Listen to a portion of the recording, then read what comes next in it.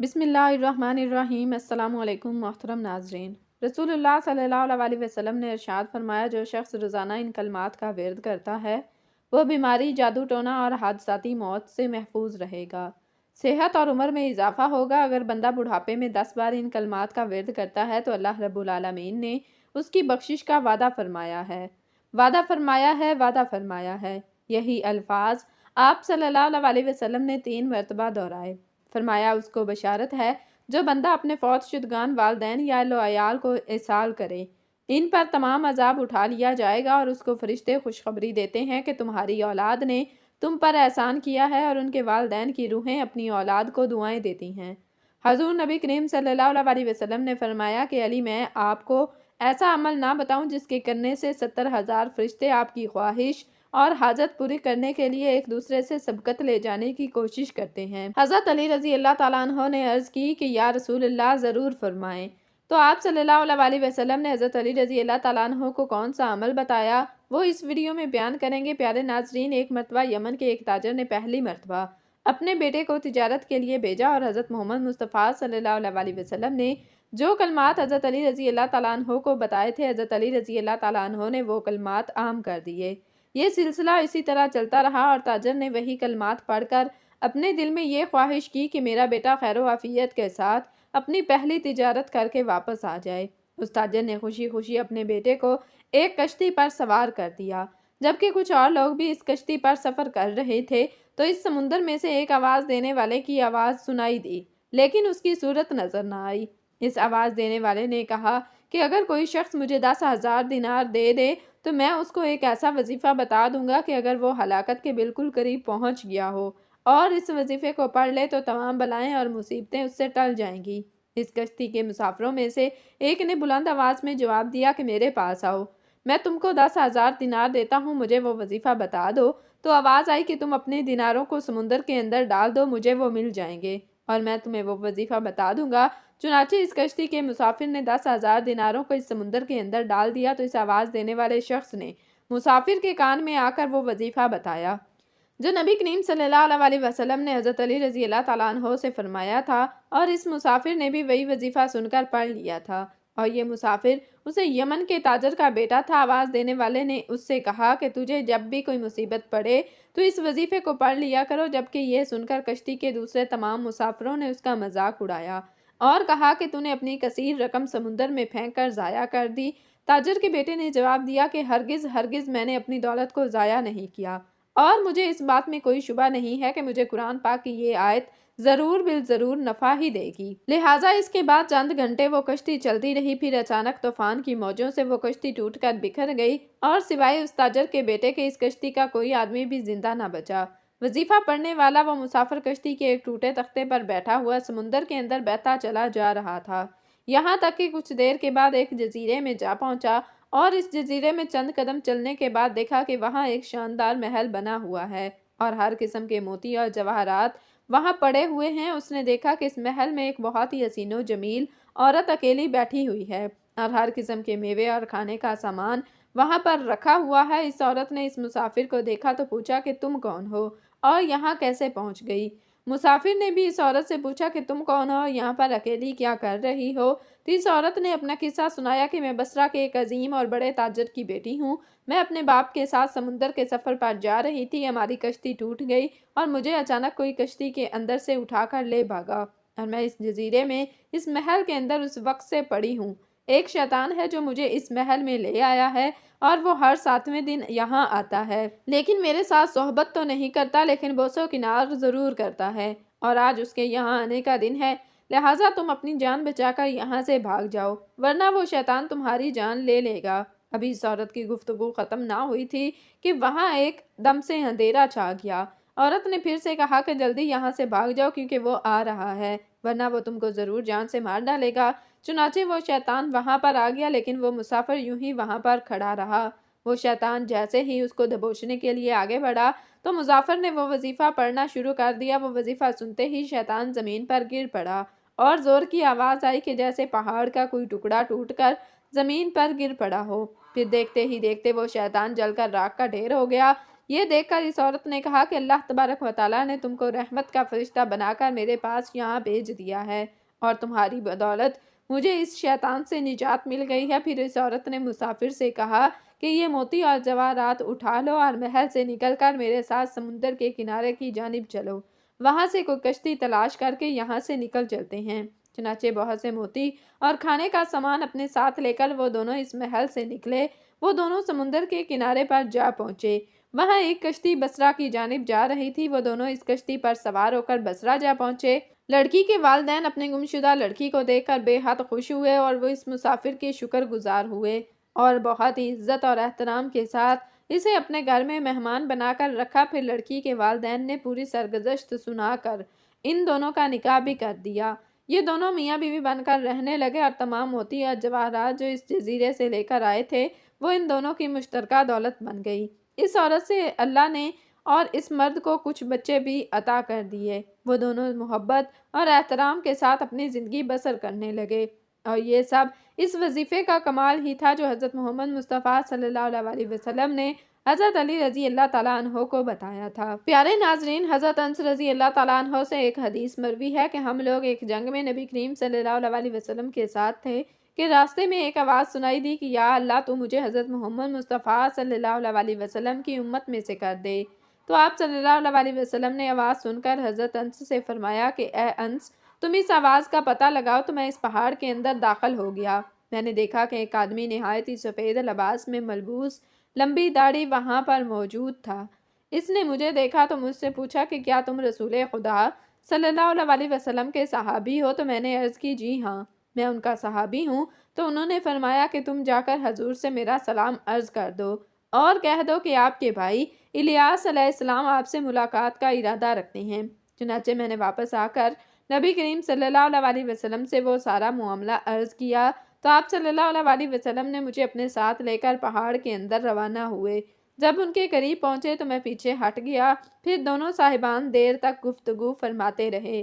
پھر آسمان سے ایک دسترخوان اترا تو نبی کریم صلی اللہ علیہ وسلم نے مجھے اپنے پاس بلایا اور میں نے ان دونوں حضرات کے ساتھ کھانا کھایا۔ جب ہم کھانے سے فارغ ہو چکے تو آسمان سے ایک بدلی آئی اور وہ حضرت الیاس علیہ السلام کو اٹھا کر آسمان کی طرف لے گئی اور میں ان کے سفید لباس کو دیکھتا رہ گیا۔ پیارے دوستو، حضرت عبداللہ ابن عباس رضی اللہ تعالیٰ عنہ بیان کرتے ہیں کہ نجران کے عیسائی جب نبی کریم صلی اللہ علیہ وسلم کی خدمت اقدس میں حاضر ہوئے تو یہود و نصارہ نے لڑائی شروع کر دی۔ عیسائی کہتے تھے کہ حضرت ابراہیم علیہ السلام عیسائیوں کے مذہب پر تھے، جبکہ یہودی کہتے تھے کہ حضرت ابراہیم علیہ السلام یہودیوں کے مذہب پر تھے۔ تو اللہ تبارک و تعالیٰ نے وحی نازل فرما دی۔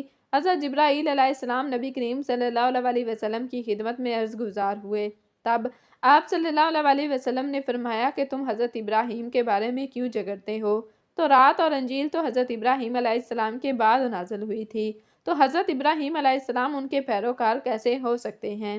نبی کریم صلی اللہ علیہ وسلم نے ان کو دین حق کی دعوت دی تو ابو رافع کرنی بولا، اے محمد، آپ یہی چاہتے ہیں کہ ہم آپ کی عبادت کریں جس طرح سے عیسائیوں نے حضرت عیسیٰ کی عبادت کے اہل نجران کا ایک اور آدمی بولا کہنے لگا، اے محمد صلی اللہ علیہ وسلم، کیا آپ یہی چاہتے ہیں کہ ہم آپ کی عبادت کریں جس طرح سے یہودیوں نے حضرت عزیز کی عبادت کی تھی؟ تب حضور نبی کریم صلی اللہ علیہ وسلم نے ارشاد فرمایا، نعوذ باللہ من ذالک، نہ تو میں خود کسی غیر اللہ کی عبادت کرتا ہوں اور نہ ہی کسی اور کو اس عمل کی دعوت دیتا ہوں، بلکہ میں تو اللہ تبارک و تعالیٰ کے سامنے جھکنے کا کہہ رہا ہوں۔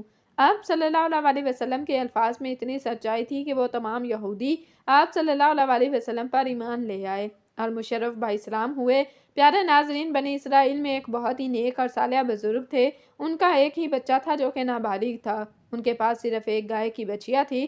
اس بزرگ نے اپنی وفات کے قریب اس بچیا کو جنگل میں لے جا کر ایک غار کے پاس یہ کہہ کر چھوڑ دیا کہ یا اللہ، میں اس بچیا کو اس وقت تک تیری امان میں دیتا ہوں کہ جب تک میرا بچہ بالغ ہو جائے۔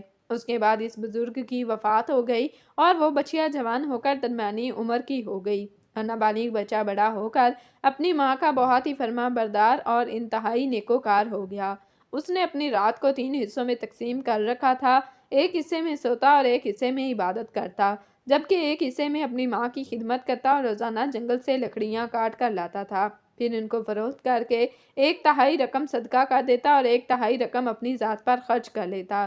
جبکہ 1/3 رقم اپنی والدہ کو دے دیتا۔ ایک دن لڑکے کی ماں نے کہا کہ میرے پیارے بیٹے، تمہارے باپ نے میراث میں ایک بچیا کو چھوڑا تھا جس کو انہوں نے فلاں جھاڑی کے پاس جنگل میں اللہ کی امانت میں سونپ دیا تھا۔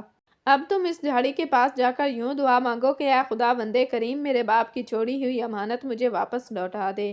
اور اس بچیا کی نشانی یہ ہے کہ وہ پیلے رنگ کی ہے اور اس کی کھال اس طرح سے چمک رہی ہوگی جیسے سورج کی ہلکی ہلکی کرنیں ہوں۔ یہ سن کر وہ لڑکا جنگل میں اس جھاڑی کے پاس گیا اور دعا کی تو فوراً ہی وہ گائے دوڑتی ہوئی آ گئی اور لڑکے کے پاس آ کر کھڑی ہو گئی۔ لڑکا اس کو پکڑ کر گھر لایا تو اس کی ماں نے کہا کہ میرے بیٹے، تم اس گائے کو لے جا کر بازار میں 3 درہم میں فروخت کر ڈالو، لیکن کسی گاہک کو بغیر میرے مشورے کے مت دینا۔ ان دنوں بازار میں گائے کی قیمت 3 درہم آ رہی تھی۔ بازار میں ایک گاہک آیا، در حقیقت ایک فرشتہ تھا۔ اس نے کہا کہ اس گائے کی قیمت 3 دینار سے زیادہ دوں گا، مگر تم اپنی ماں سے مشورہ کیے بغیر اپنی گائے میرے ہاتھ فروخت کر ڈالو۔ اس لڑکے نے کہا کہ تم کتنی ہی زیادہ اس گائے کی قیمت لگا دو، لیکن میں اپنی ماں سے مشورہ کیے بغیر ہرگز اس گائے کو فروخت نہیں کروں گا۔ لڑکے نے اپنی ماں سے سارا ماجرا بیان کیا تو ماں نے کہا کہ شاید یہ گاہک کوئی فرشتہ ہو، تو اے میرے بیٹے، اس سے مشورہ کرو کہ ہم اس گائے کو ابھی فروخت کریں یا نہ کریں۔ چنانچہ اس لڑکے نے بازار میں جا کر جب اس گاہک سے مشورہ کیا تو اس نے کہا کہ ابھی تم اس گائے کو فروخت نہ کرو، آئندہ اس گائے کو حضرت موسیٰ علیہ السلام کے لوگوں میں سے کچھ لوگ خریدیں گے اور تم اس گائے کے چمڑے میں سونا بھر کر اس گائے کی قیمت طلب کرنا تو وہ لوگ اتنی ہی قیمت دے کر خریدیں گے۔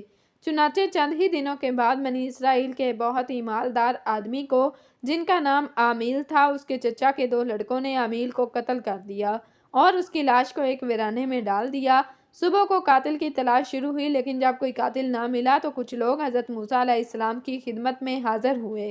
انہوں نے حضرت موسیٰ علیہ السلام سے قاتل کا پتہ پوچھا تو آپ نے فرمایا کہ تم لوگ ایک گائے کو ذبح کرو اور اس کی زبان یا دم کی ہڈی سے لاش کو مارو تو وہ زندہ ہو کر خود ہی اپنے قاتل کا نام بتا دے گی۔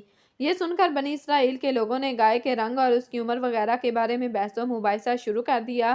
پھر بالآخر جب وہ اچھی طرح سے سمجھ گئے کہ فلاں قسم کی گائے چاہیے تو ایسی گائے کی تلاش شروع کر دی۔ جب وہ لوگ ڈھونڈتے ہوئے اس لڑکے کی گائے کے پاس پہنچے تو وہ ہو بہو ویسے ہی گائے تھی جس کی ان لوگوں کو ضرورت تھی۔ چنانچہ ان لوگوں نے گائے کے چمڑے میں سونا بھر کر قیمت دے کر اس گائے کو خریدا، پھر اسے ذبح کر کے اس کی زبان یا دم کی ہڈی سے مقتول کو مارا تو وہ زندہ ہو گیا اور بول اٹھا کہ میرے قاتل میرے چچا کے دونوں لڑکے ہیں، انہوں نے میرے مال کے لالچ میں مجھے قتل کیا ہے۔ یہ بات کہہ کر وہ پھر سے مر گیا۔ چنانچہ ان دونوں قاتلوں کو قصاص میں قتل کر دیا گیا، جبکہ اس بزرگ کا بیٹا جو اپنی ماں کا بہت ہی فرما بردار تھا وہ کثیر دولت سے مالا مال ہو گیا۔ پیارے دوستو، ایک مرتبہ حضرت علی رضی اللہ تعالیٰ عنہ اپنے دونوں شہزادوں یعنی حسنین کریمین کے ہمراہ نبی رحمت صلی اللہ علیہ وسلم کی خدمت اقدس میں حاضر ہوئے۔ آپ صلی اللہ علیہ وسلم نے دونوں شہزادوں کو اپنے مبارک سینے سے لگایا اور انہیں بوسہ بھی دیا۔ اسی وقت حضرت جبرائیل امین علیہ السلام وحی لے کر آپ صلی اللہ علیہ وسلم کی خدمت اقدس میں حاضر ہوئے اور عرض کی، یا رسول اللہ صلی اللہ علیہ وسلم، اللہ تبارک و تعالیٰ آپ کو سلام کہتا ہے اور دونوں شہزادوں کو اللہ سبحانہ و تعالیٰ نے جنت کا سردار بنا دیا ہے۔ اس وقت نبی کریم صلی اللہ علیہ وسلم کو اس قدر خوشی ہوئی کہ آپ صلی اللہ علیہ وسلم نے حضرت علی رضی اللہ تعالیٰ عنہ کو یہ وظیفہ پڑھنے کے لیے فرمایا کہ جب تم کسی ایسی مشکل میں ہو کہ تمہیں اس کے حل کا کوئی امکان نظر نہ آئے تو یہ کلمات پڑھ لینا، اللہ تبارک و تعالیٰ آپ کے لیے 70,000 فرشتے بھیج دیں گے جو وہ کام پورا کرنے کے لیے ایک دوسرے کے آگے لپکیں گے اور ایک دوسرے پر سبقت لے جانے کی کوشش کریں گے۔ حضرت علی رضی اللہ تعالیٰ عنہ نے دستے ادب جوڑ کر عرض کی، یا رسول اللہ صلی اللہ علیہ وسلم، وہ کلمات کون سے ہیں؟ تو آپ صلی اللہ علیہ وسلم نے ارشاد فرمایا کہ وہ کلمات یہ ہیں: بسم اللہ الرحمن الرحیم، سبحان اللہ و بحمدہ سبحان اللہ العظیم۔ ان کلمات کو پڑھنے سے اللہ سبحانہ و تعالیٰ مدد فرماتا ہے۔ لہٰذا تمام مسلمان بہنوں اور بھائیوں سے میری گزارش ہے کہ جب بھی آپ کے بچے کہیں باہر جائیں یا کسی بھی مصیبت میں ہوں تو یہ کلمات ضرور پڑھ لینا۔ انشاءاللہ آپ کو اللہ سبحانہ و تعالیٰ کی طرف سے مدد ضرور بالضرور پہنچے گی اور ان کلمات کو پڑھنے والے کی ہر حاجت اور خواہش کے لیے 70,000 فرشتے اس کی معاون ہوں گے۔ اللہ تبارک و تعالیٰ سے دعا ہے کہ اللہ تعالیٰ ہمیں نیکی کی بات کو سننے، سمجھنے اور اس پر عمل کرنے کی طاقت اور توفیق عطا فرمائے۔ میرا سنانا اور آپ کا سننا اپنی پاک بارگاہ عالیہ میں قبول و منظور فرمائے۔ آمین یا رب العالمین۔